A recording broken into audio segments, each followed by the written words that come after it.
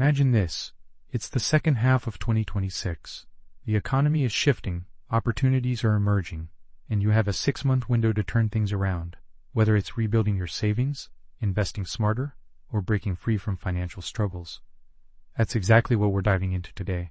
You'll discover 3 powerful strategies backed by real-world trends and expert insights that can transform your financial situation in the next half year. While the broader market might feel stagnant, this region is seeing a frenzy of million-dollar home sales, attracting ultra-wealthy buyers who are crossing state lines for exclusivity and value. This isn't just a local phenomenon, it's a signal for where opportunities lie, whether you're looking to invest in real estate or identify sectors poised for growth.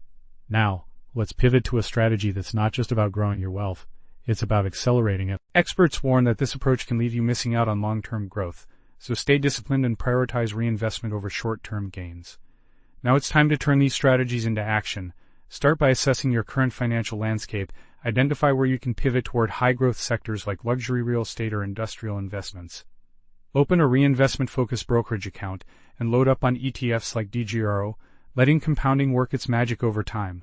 Subscribe for more finance tips and hit the bell icon to stay updated on future